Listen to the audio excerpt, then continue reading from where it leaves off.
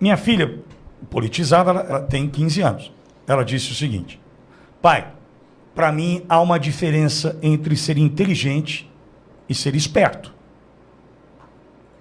Não vejo inteligência nesse que aí está comandando o Brasil. Só vejo um espertalhão. Mas para quem tem todas as dificuldades que tem, inclusive para escrever uma redação, que diz que nunca leu um livro, Lula tem 10, tem depoimentos dele. Ele falou tem que foi lá na PCC, é bobo. em Curitiba que ele começou a ler. Enfim. E veja, gostou. há uma diferença entre inteligência, o inteligente e o esperto. Eu acabo por concluir que numa quinta-feira, dia 12 de janeiro, 4 dias úteis após os atos ocorridos em Brasília, eles realmente só quiseram ser espertos. Eles não foram inteligentes.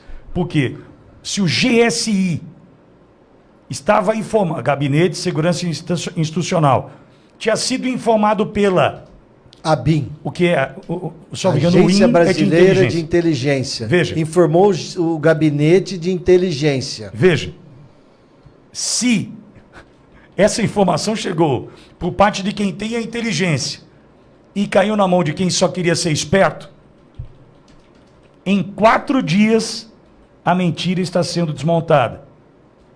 Atenção, em 4 dias, simplesmente só 4 dias, a mentira está sendo desmontada. Estamos mostrando que o ministro do Gabinete de Segurança Institucional, Tomou uma decisão. Marcos Edson Gonçalves Rios G. Dias, é chamado de sombra do Lula porque ele cuidava da segurança da presidência dos 2 primeiros mandatos do Lula, e a gente está informando, conforme a mídia tem divulgado, que a BIM disse antecipadamente, eles diminuíram até a quantidade de pessoas que ficava para fazer segurança. Isso é uma omissão que, por menos que isso, na minha leitura, ilegalmente, mesmo com 9-2, o Supremo disse que um governador é afastado. O Supremo disse que um ex-ministro da Justiça pode ter prisão. E eu quero saber o que o Supremo fala e tem que ser provocado, ou não, o inquérito, né? Não precisa, né? Mas pode. O que o Supremo fala do ministro da GSI receber informação e não proteger a presidência da República. Ao contrário, desproteger, né? Ele diminuiu o efetivo de segurança, a qualidade. Se isso não for omissão punível, e vocês estão mandando prender ex-ministro da Justiça, estão afastando o governador. Em férias nos Estados Unidos. Sem tomar posse do cargo. Como é que... Eu quero que a sociedade saiba. É o STF quem está controlando tudo isso. O STF diz agora de que lado da justiça está, ou não tem justiça, ou não tem mais nada. Vamos prender todo mundo, vamos prender geral. Todo mundo que não é vermelho de esquerda. Ó, o microfone que é vermelho, nós vamos mudar de lado. Vamos prender geral. Como é que fica? Mandaram prender o ex-ministro da Justiça, ex-secretário de Segurança, aliás, era secretário de Segurança do DF, foi exonerado. Aí, em seguida, mandaram de prisão. Aí prende o ex-comandante da Polícia Rodoviária do Distrito Federal. Aí afasta um governador. Afastar um governador é brincadeira. Eleito pelo povo. Governador, no final dessa história, tá? Só para quem está nos acompanhando para entender por que é um absurdo, como foi, acho que o Nunes Marques que votou nesse sentido.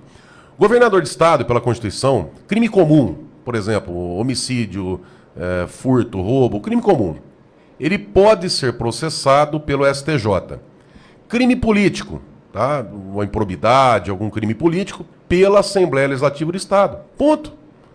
Não é o Supremo. Ou é o STJ, ou é a Assembleia Legislativa. Então vamos supor que nesse inquérito fique comprovado alguma irregularidade do governador. Não é o Supremo que vai julgar aqui. É crime político? É a Assembleia. É crime comum? É o STJ. Sim. Mas mesmo assim, prender o ex-ministro da Justiça, ex-secretário de Segurança do Distrito Federal, o ex-comandante da Polícia Rodoviária, afastaram o governador nessas condições, mas e o ministro da Justiça que teve acesso a essas informações? Detalhe, hein? Mais uma vez o jornal Estadão trazendo a informação. O Estadão traz que a ABIN fez a notícia. A Folha foi. Foi a Folha? A Estadão, né? Folha Estadão. Folha Estadão trazendo ali essas informações. Eu acho interessante isso aí. Mas como é que fica, então, quem está mandando prender ex-ministro, quem manda censurar, quem manda... Como é que fica nessa situação em relação ao ministro da Justiça e ao diretor da ABIN? Vamos fazer um desenho para a nossa audiência poder... Faz a casinha. Antever. A primeira coisa, a eleição mais importante do Brasil ocorrerá daqui a alguns dias, quando se definir quem é o presidente do Senado, o presidente da Câmara dos Deputados. Essa eleição essencial não fica sendo discutida, nós temos que pressionar, influenciar senadores, governadores para exigir que não seja reeleito Rodrigo Pacheco, salvo se você concorda que tudo que foi feito no Brasil nos últimos 2 anos deve continuar e se aprofundar nos próximos 4 anos. Mas nós temos, então, uma situação simples. Nós temos que o STF já votou 9-2 no plenário sobre afastamento do governador de Distrito Federal, que só pode ser feito pela STJ, ou se for crime político, como diz o Dr. Borg, lembrando, pela Assembleia Legislativa, porque ele é eleito pelo povo, não pode fazer isso, e determinou prisão de autoridades. Isso tudo... Nós queremos saber, o ministro da Justiça, que declarou no domingo que assistiu tudo do gabinete dele em Brasília e tem que provar que não foi omisso, vai ser afastado ou vai ser preso? O ministro do GSI, Gabinete de Segurança Nacional, conhecido como sombra do Lula, porque cuidava da segurança do Lula e que recebeu informações de diminuir o efetivo de segurança, vai ser afastado ou vai ser preso? Como é que vão julgar isso daí e analisar? E por que isso está acontecendo, brasileiros? Porque tudo que querem jogam dentro de um tal inquérito de atos antidemocráticos, que é o inquérito que também é natimorto, juridicamente ele não pode existir, não pode ter consequência, e na minha leitura é a maior tragédia da história jurídica nacional.